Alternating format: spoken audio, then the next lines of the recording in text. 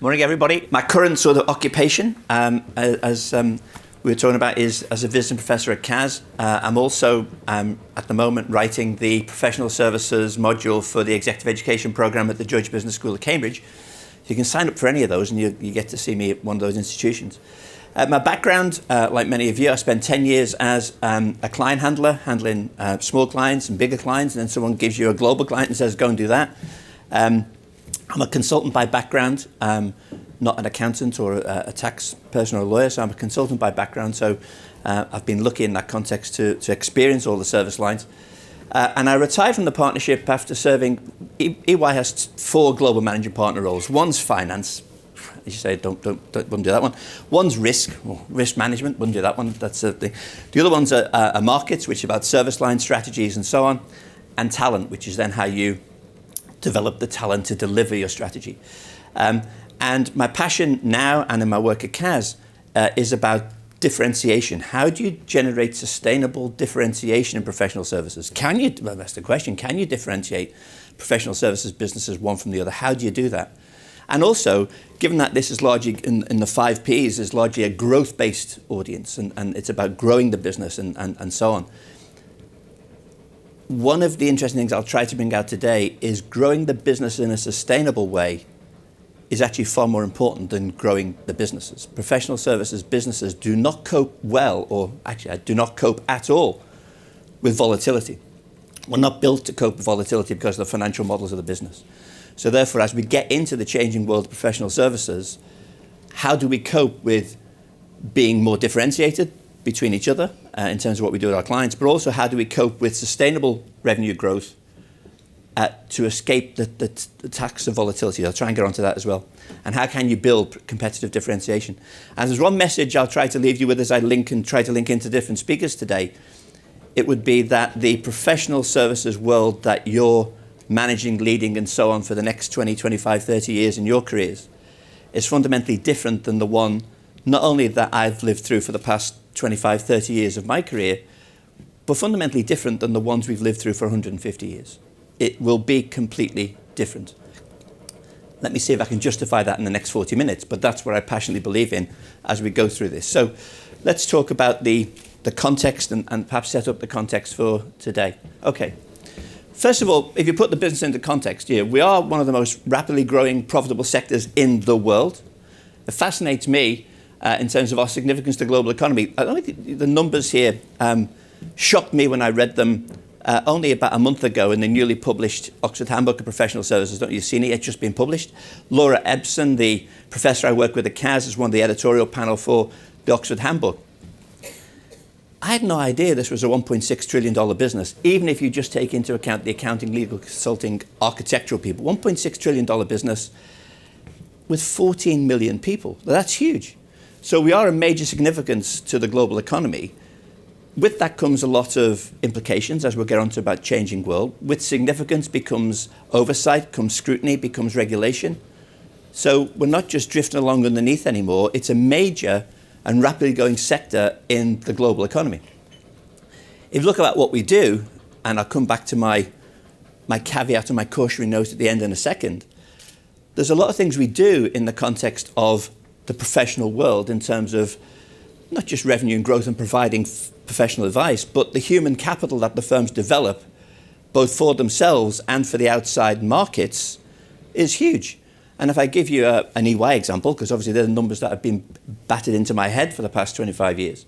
An EY example, 185,000 people. We recruit 50,000 people a year in EY. That's a hell of a recruitment engine. 35,000 people a year leave EY. Where do they go? They're all out there in commerce, and it'll be the same for all of the firms, whether it's PwC or KPMG or Deloitte and so on, and the same for the big law firms. When you look at my EY numbers, which you can extrapolate to your own firms, 50,000 people on average a year join, 35,000 people leave, out in society, out in commerce, out to run businesses and so on, which is a huge development of human capital in terms of society as a whole. We create innovative business services, and I'll come on to the spectrum of services that link into pricing a little bit later, but we do innovate, and we think of new ideas and so on as we do that. reshaping, I'm going to talk about government a little bit later, because obviously government are a major purchaser of professional services, as well as a major regulator of professional services. But we do reshape government institutions, and in terms of the financial rules and legal accounting frameworks that we set up for businesses and commerce around the world.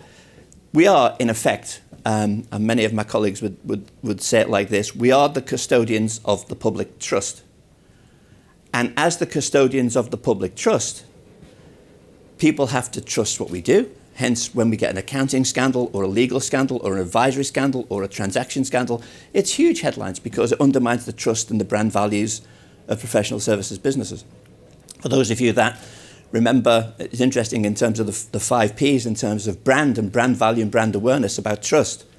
Some of you may have come from Anderson or Accenture backgrounds, but there's a fantastic example, lest we forget, about what actually happened to Anderson, which was, notwithstanding the scandal of shredding and all stuff like that hit the press at the time, Anderson was never ever found guilty of anything. It was actually a case study in the death of a brand. Once confidence disappeared in the brand, the business around the world disintegrated. It was never found guilty of anything, because the time they ever came to prosecute it, it didn't exist. And all charges against Anderson were dropped. It's a great case study in the death of a brand based around the loss of confidence in terms of trust in a brand. And I think a lot of the things that we do today, no matter how the services we develop and so on, have to be embedded in how do we make sure we protect and protect that brand? Because if the brand collapses, the businesses themselves collapse, because it is about trust and being the custodians of the public trust. My question about are we drifting to a different place is linked to the future of the business and how we see growth being sustained in this $1.6 trillion professional services business that can't cope with volatility. So let me bring that out and how we might be drifting to a different place. And should we drift to that place as we move forward? Is the place to, it's like a suspense movie, is the place to where we're drifting where we should go, or can we stop ourselves going? So let me give you some examples of that. In the world around us is changing. Let me just pull out 1 or 2 of these massive implications for professional services business. Regulatory challenges, pricing margin pressures, you're going to hear a lot about those today and how you react to those. Demographic changes and if you like, business or financial changes in the move of capital from east to west, from north to south and so on.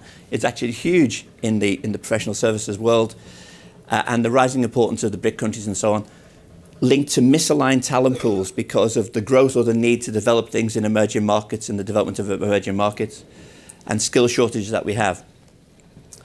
If you look to challenges we face today, and I'll come on to some ideas of what you might be able to do to stem them, how do professional services firms react to the knowledge economy when for 150 years they've sold their knowledge and expertise?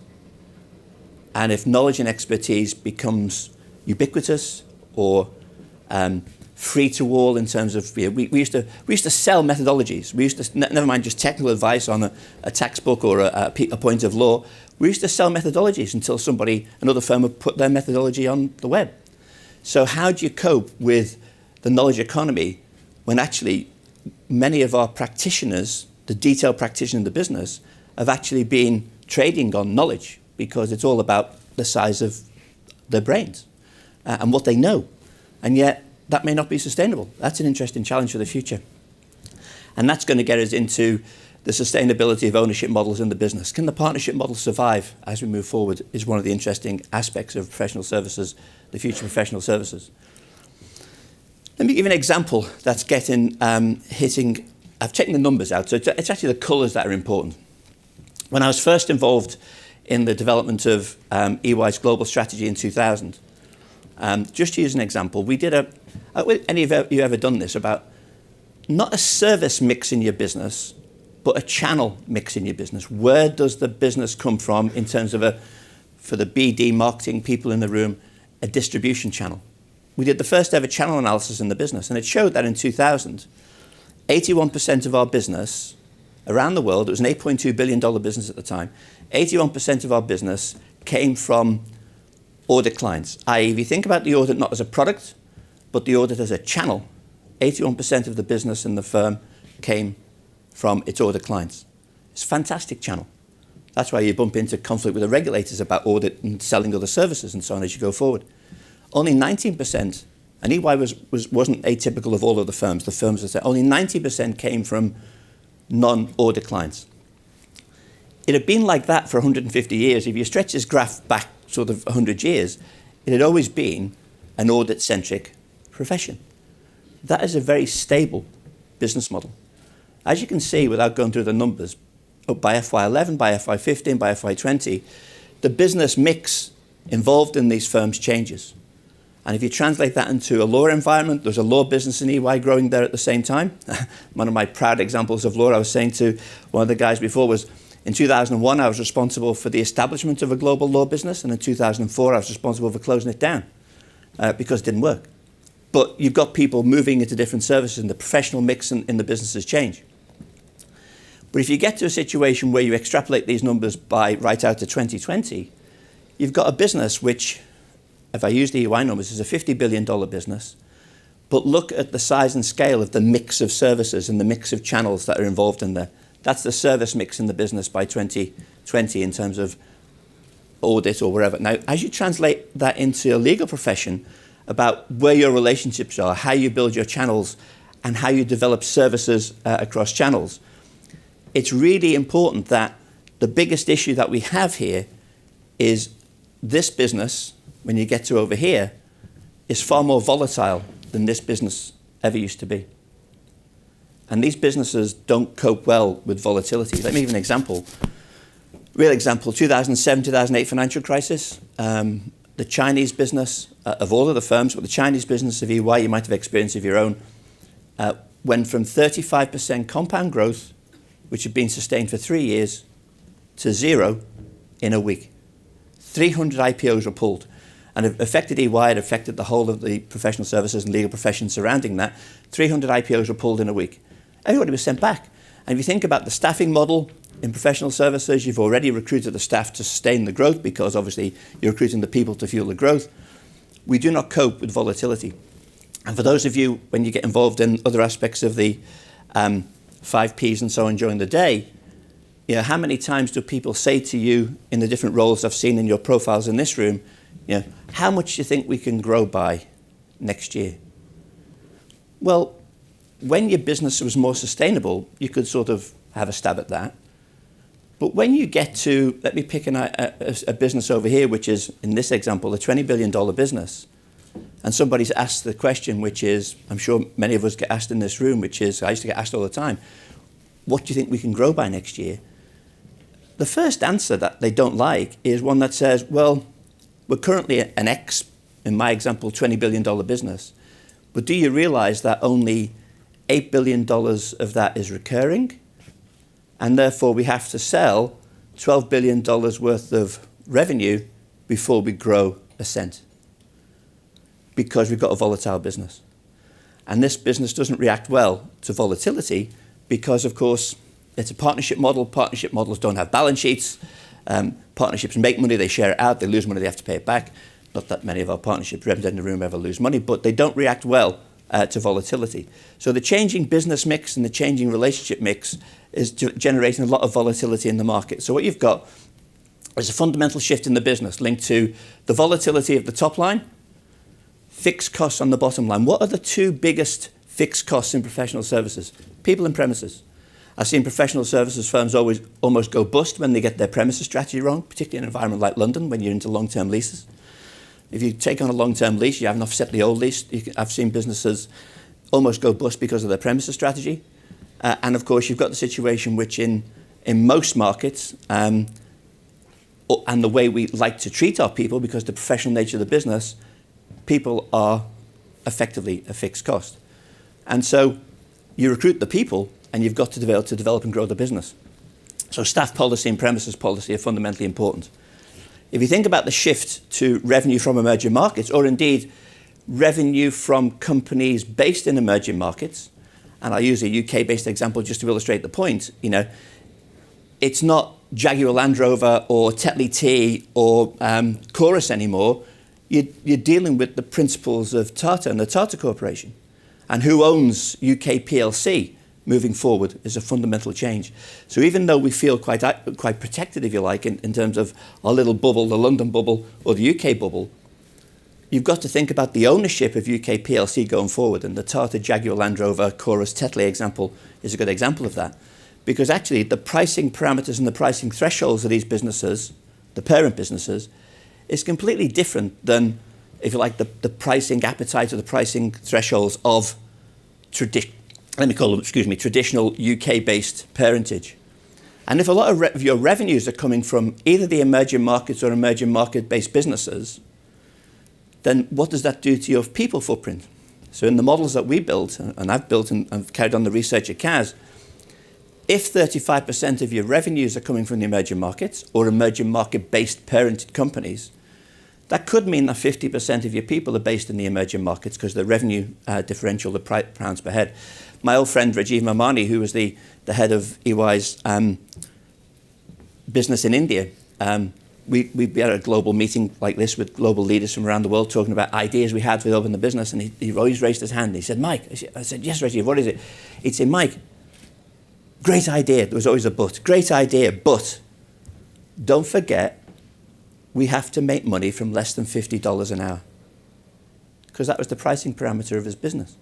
We have to make money for less than $50 an hour.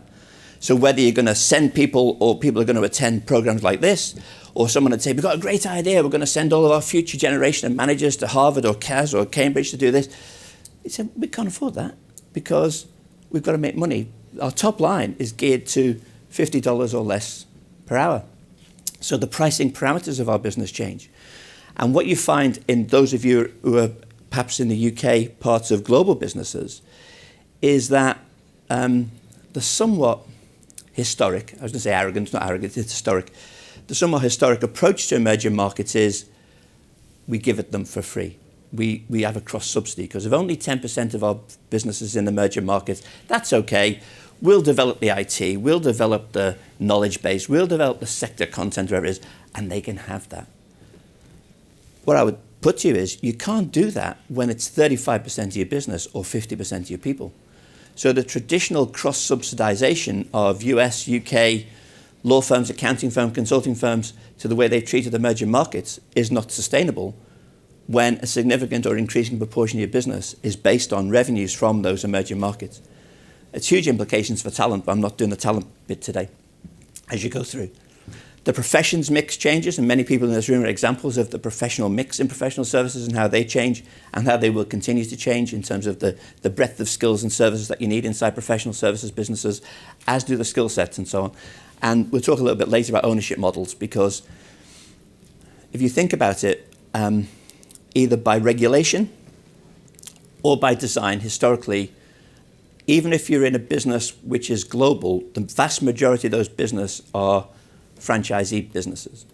It's a franchisee model, which is who's going to carry the EY flag, the KPMG flag, the Chaucer and May flag, whatever. Who's going to carry the flag in that business? But fundamentally, often they're owned and managed by their partners, and the partners in that business. You actually, the partners own the revenue from the people they employ in that business. And if you're standing back as a marketeer, which I am by background, it's a franchise model that is not sustainable as it goes forward, because you've got to think of different ways of structuring those businesses, both to dampen volatility. Use an example. Then you've got experience of working in the French market or the Italian market, the European markets, very, very intensive labour regulations. You try and make someone redundant back to this flexibility piece, you have a problem in France, you have a problem in Italy, it's really difficult and really expensive. So therefore you start to think about offshore models, you start to think about putting processing people in different offshore models and so on, all of which happen to help to dampen volatility in the business. And the tactics and strategies of professional services firms going forward have to be to grow the business in as sustainable a way as they can, but whilst looking at ways to dampen volatility. Dampening volatility in the fixed costs of the bottom line, which often is linked to people. How do you do that? How do you change your staffing models? But also dampening volatility in the variations you can get in the top line. How do you do that? And I'll try to share some ideas that you have be able to think about how you might apply them to your business going forward. My other passion then in that context is with all of this stuff going on, how do you develop sustainable differentiation in our businesses and indeed between our businesses? And okay, the entry point, this is a differentiation model now. The entry point for differentiation professional services has often been financial, technical skills. I know this, I've got this tax specialist, I've got this legal specialist, wherever it might be. That's an entry point. If you then move into commodity and hygiene, it's about integrity, it's about respect, it's about doing the right thing, it's about the brand that builds around that technical knowledge, which is fine. So now we're building up to differentiation. You then might get into what the brand or marketeers would call the added value aspects of differentiation, which is, the way we team with you, the energy and enthusiasm of our people. Our people build relationships. So you can see now we're broadening the skill base of the differentiation. And how does that become unique?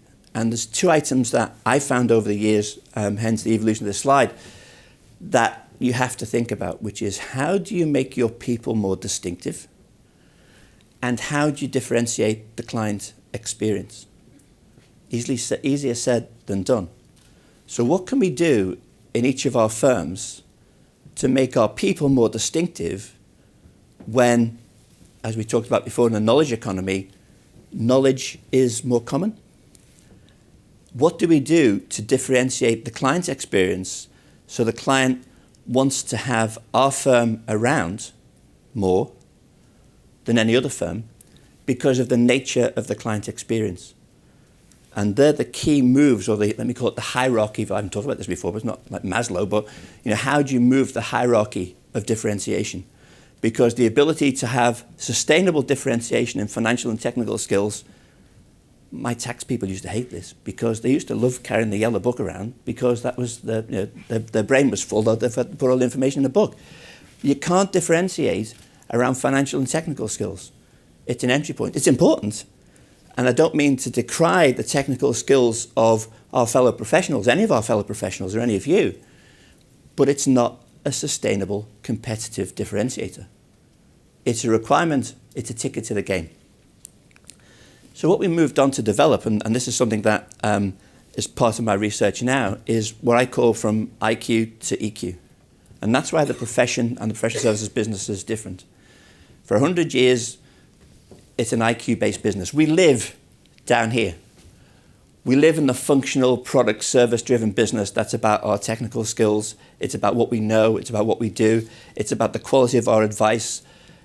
It's very, very technical. In the future, we have to be able, not move to, but add to that skills around relationships, emotional, the EQ-based skills, because that's going to be the key way to differentiate the client experience. Back to the previous slide, it's about how you help our firms to recognize that the functional, product, service-driven nature of professional services for 150 years is an entry point to get the client to let you bid. It's not a differentiator. The differentiator is how you differentiate the client experience in wherever way you can around relationships and about emotions. How do I know that's true? Because I haven't just made it up. Do any of you get involved when you win or lose jobs in win-loss debriefs? Yeah? Win-loss debriefs when you leave. What do clients say to you in a win-loss debrief? My view, and then let me know if you disagree, they never say, we were confident that your tax specialist knew the tax rules better than KPMG's tax specialist. Or I can't say to a client, my actuaries can add up and take away faster than PwC's actuaries, because they can't. Might be an odd guru floating around the place, an odd person, but as a sizable global business, you cannot differentiate. And win-loss debriefs say you won, or indeed you lost, because they say things like this in my experience, but you guys share your experiences. They say things like, we had no doubt in our minds that you or firm X could do the job technically. But why you won or why you lost was. And they start to move into this domain. They start to say the way your people teamed with our people, the energy, enthusiasm they showed, the relationships they built during the bid process or the work you've done before, and The experience we have in working with you is fantastic. How'd you bottle this? We like having your guys or girls around. How'd you do that? How'd you bottle that? How'd you capture that? But that's what clients say. Is that fair? In win-loss debriefs, they never say we thought you were the smartest brains around, and your guys or gals could do it better than firm X or firm Y. They relate. I'd say 95% of all the win-loss debriefs I've done over the years, and we collect them, got a database of the things. The differentiator is always up here. My tax people hated it because they all live down here. But again, I'll emphasize, it doesn't mean that you can negate the left-hand side, because the left-hand side is a ticket to the game. You've got to have a ticket to the game. If you haven't got a ticket to the game, you can't compete on the right. But what I'm trying to get across here is that the ticket to the game in what's been the traditional basis of professional service firms all around the world, the technical knowledge and competence, is no longer a sustainable competitive differentiator. You've got to be able to look to how you build and develop the skills in your people, the culture of the organization in the top right-hand side. Hence, perhaps from IQ to EQ is a bit harsh because it signifies a movement. But it's about IQ as a ticket to the game and EQ and how you build it as a competitive differentiator in the business.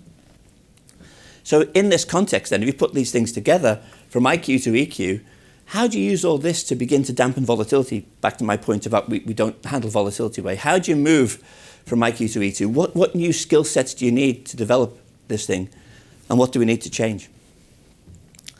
One of the key fundamentals I've seen the change in professional services over the last 20 years or so is how you change from product or solution-based relationships to account or client-centric relationships.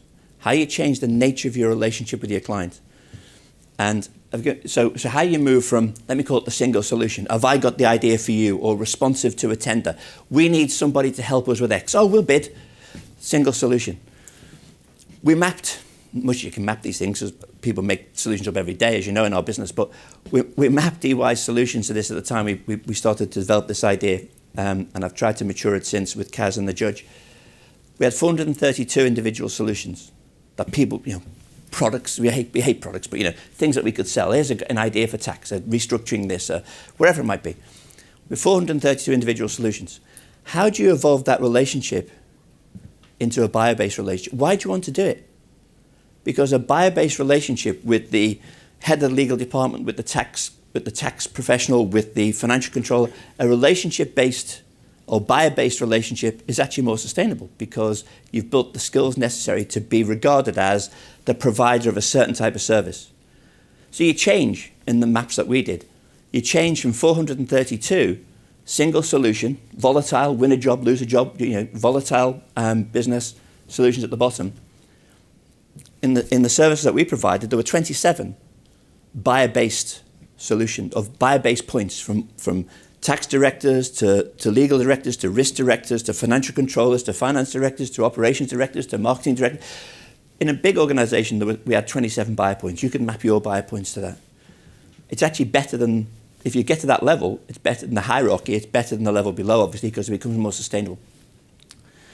How many complex integrated solutions can you build as a business where, I use the example, where 4 or 5, I'm going to make the numbers up just to illustrate, but where 4 or 5 point solutions at the bottom for £50,000 each. You should make it up.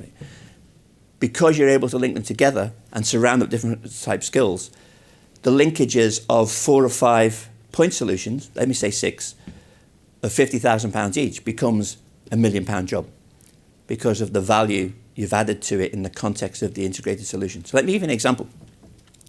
Client rings up and says, we're thinking of consolidating all of our financial reporting and accounting for Europe into a new legal entity that we want to set up in the Czech Republic. Okay, what's the job? Well, it used to be, and it might well be in some firms, it used to be, well, it depended who picked the phone up. Because actually, if a tax guy picked the phone up, he'd say, oh yeah, we can handle big tax implications of that.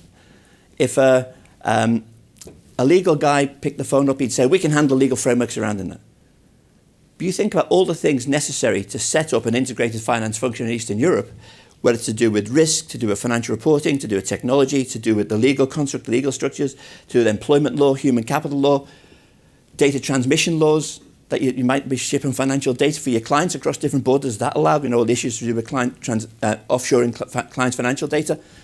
All of a sudden, if you've got the brain, the project management, the client approach, the account-centric approach to that, you've turned a single point potential job, depending on the nature of who picked up the phone or who answered the inquiry, into a huge job to say, we can do that for you. And the different skills that are represented in this room and some of the things you'll talk about today will be about our ability to integrate and manage more complex solutions, because that's where the increasing value lies in the integrated professional services world of the future. So how do you do that? And ultimately, of course, what you're trying to get is sort of the ticket to the boardroom, which is to be the trusted advisor, the business advisor of the person. Can you do that? How can you pitch for that? So what I would say is step one in this context is, can you flip the organization in the same context as IQ to EQ to being completely client-centric that helps you to integrate solutions? To do that, you have to be able to build, and you won't be able to, it's in your packs, so I put it in, but you have to be able to say, well, are we rigorous about this? How do we develop? I've called here an account management diagnostic in terms of, do we really understand the client's issues? Do we build high-impact relationships? How do we do that? In our business, it was 27. In your business, it might be less. But how many of those buyer-based relationships have we got with our different service specialists and so on across our firm? Are we truly account-centric? Do we understand the client's buying power for the services that we provide? And therefore, are we able to invest in those accounts to make sure we get the lion's share of the majority of those things? Do we basically treat the account seriously? And do we develop long-term revenue plans? Back to this point again about dampening volatility and client-centric approaches and revenue plans. And how disciplined are we in actions? Perhaps the sting in the tail is, do we have world-class account leaders that can bring account centricity and integrated services of the future together? One of the challenges I've lived through is the top one, which is, does the firm regard this activity as valid? Does the firm say, okay, you just happen to be the partner that's won the most work in that account, so while you're there, we'd like you to act as the account leader, whatever you might call them. Well, they're not given a job. They haven't been given any training, development, or even time to do it, because if the business is still geared towards billings and chargeable hours, are we really beginning to change the nature of the way we look at some of these people? It's fine when you're dealing with, well, it's not fine at all, but it's easier when you're dealing with smaller accounts and so on, because you can do it. But when you're trying to develop major national, international, global relationships that become more sustainable, it's really important that we do recognize both the skills and the time it's needed to recognize the activity of someone who is do they get, wherever your, in this example, partners' utilization targets are, what relief do they get from that for carrying out this activity? When somebody says, are the heroes of the business the partners or the people with the highest chargeability and the highest billings? Death. Absolute death. Because all they'll do is flog their service line and keep themselves busy. How do you change the culture of a business to recognize this? And do we give people the time?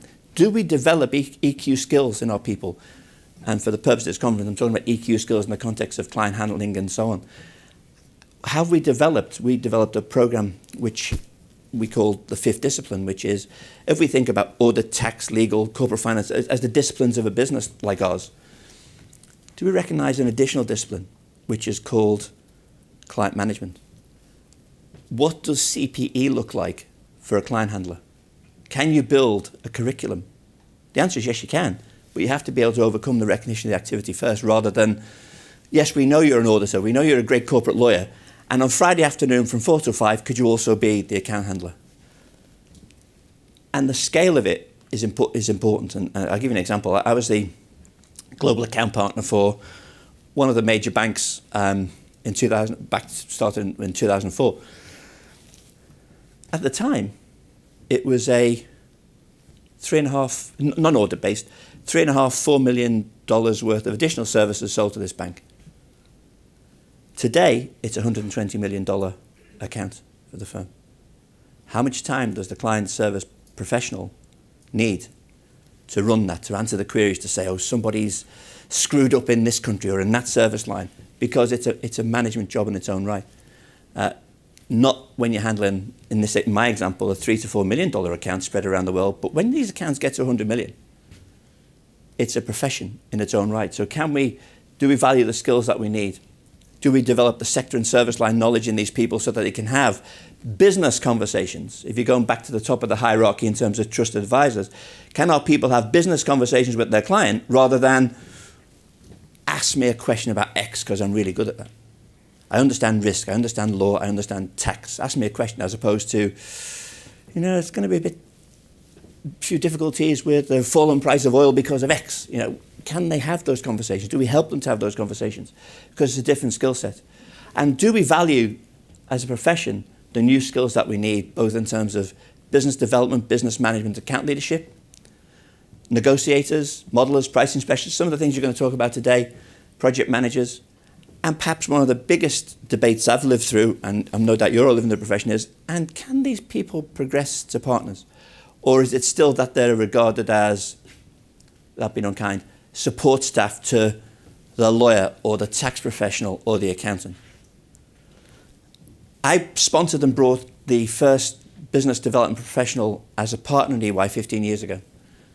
Peter's still there. He's now he's actually been the UK technology leader because he was from a technology background, as a lot of good sales professionals are because of the nature of the sales nature of technology. Anyway, but I sponsored, 15 years ago, we brought the first partner into the business as a business development professional. 10 years ago, I brought the first negotiator, she's a lawyer actually, into the business as a professional. Because of course, what we found was, as you bump into, I think you're talking later on about procurement departments and that type of thing, our partners, if you like, the technical partners, would get lost completely in their ability. They get on well with let me call it the technical buyer, and they'd say, yeah, great, I'll give you the job. But I've just been told I've got to send you down to procurement. And our people had nowhere to send them. They'd end up with a partner who was the XYZ specialist who'd won, in inverted commas, won the job, then going into battle with a procurement Rottweiler who was saying, oh yeah, but you're not getting paid that, And I thought, well, I've just done the deal up here, but we had nowhere to pass it. So to develop a structure where you'd say, to maintain your relationship with the technical buyer, the client buyer, if he was going to hand it off, or he or she was going to hand it off to their procurement department, you're going to hand it off to yours. Because you want your person to say, no, and obviously you're maintaining your relationship. You're not trying to play both ends. And we brought in our first global negotiating professional for big deals as a partner 10, 12 years ago. And so the firms have to get over this issue, which I've experienced, and you may be experiencing it now, or you may have got over it, I don't know, you tell me, of recognizing that these skills are equally as important in the future of professional services as the technical skills associated with the bottom left-hand corner have been for 150 years. And that's one of the key challenges as we go. As we turn to the future, let me check my clock, hang on. Right, okay, 2 minutes. As we turn to the future, where are we headed? Are we in control, and what do clients think? As we move to the future, what I'd say is this: you won't be able to read it, it's in your packs, I'll put it in your packs. So you'll all have seen different versions of Master's Spectrum of Professional Practice or Professional Services. I just want to give you some messages from here because you can read the detail in the packs themselves.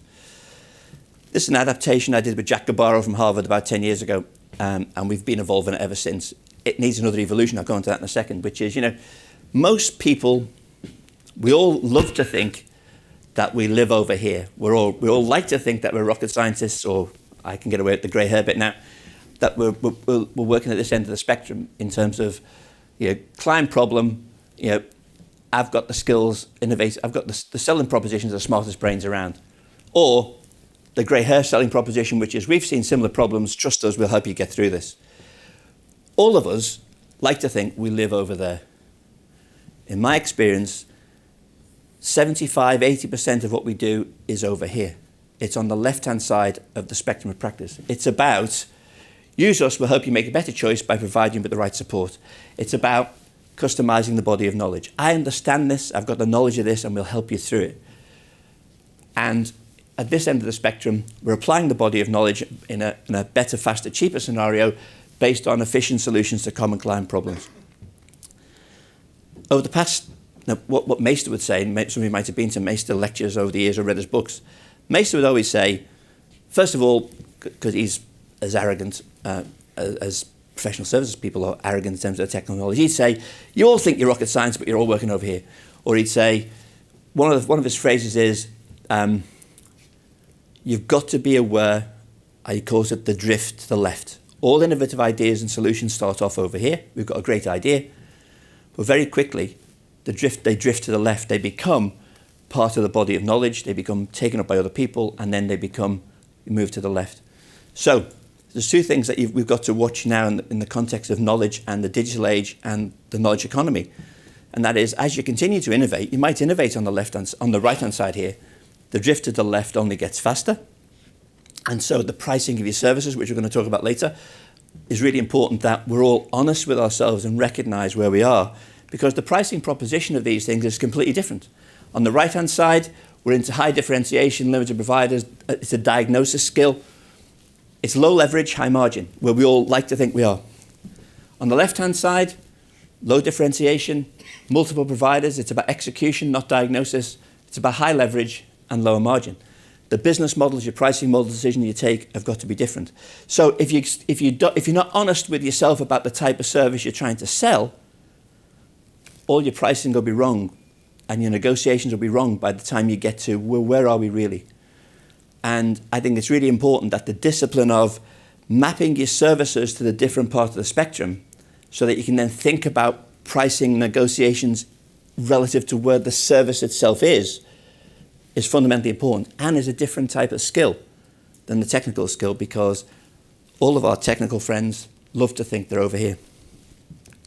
And we do, and we start over there, but everything drifts to the left. So think about that as you move forward. My caveat about the future of the profession is, in many ways, we're drifting further and further to the left because of the size and scale of some of these relationships now and our ability to dampen volatility.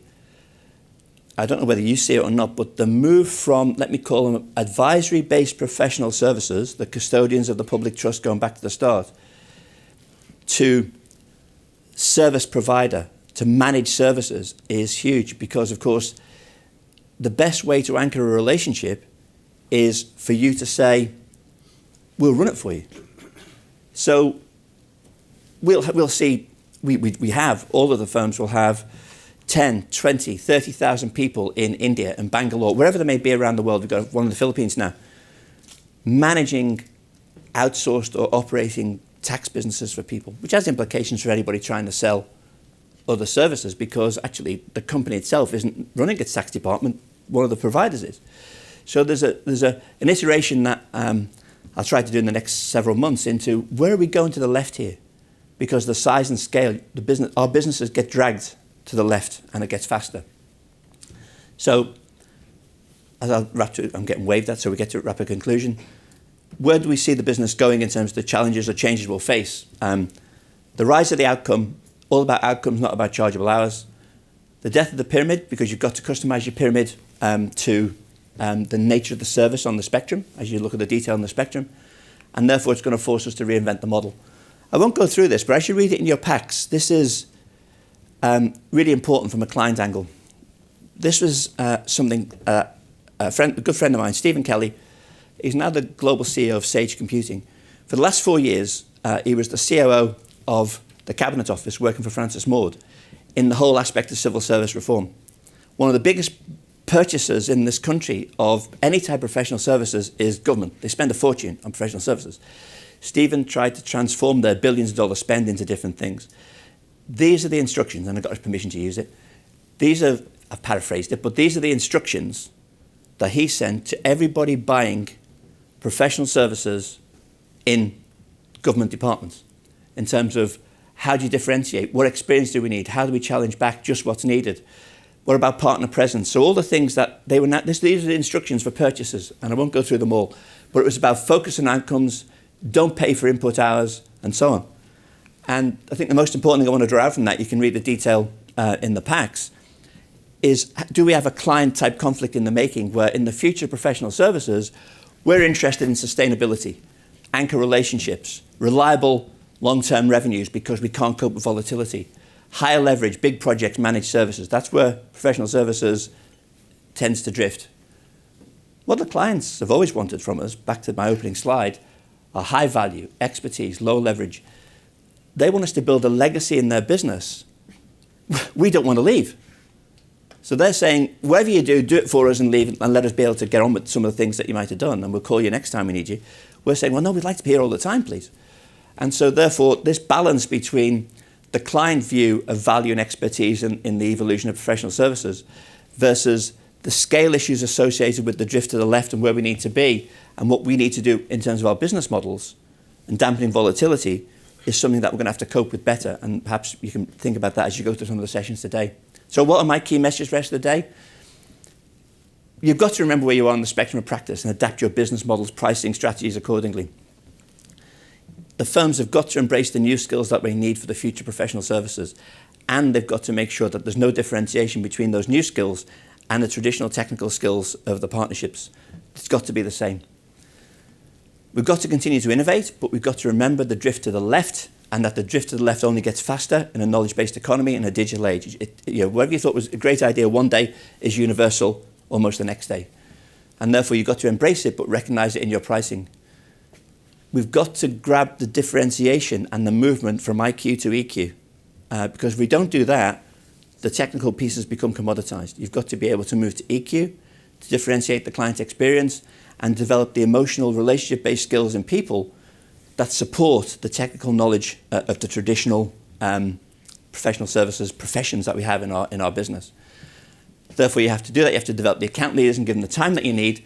And remember, given the nature of the global nature of the way we're going, notwithstanding, again, whether it's New York law or English law, we have this great thing about we want to do the contract in English law, which is a great magnet. But the people buying it will have different pricing parameters. And therefore, we'll be competing with global players and offshore models. And I go back to right where I started, which is the profession that you guys have got to lead, run, manage, think about your business models and what you need, the people that you need for the next 20, 30 years is going to be completely different than the profession that existed for 150 years and is very slow to change based on technical knowledge. It's got to be broader, and you guys we're reliant on you as a profession to lead that change. Thank you.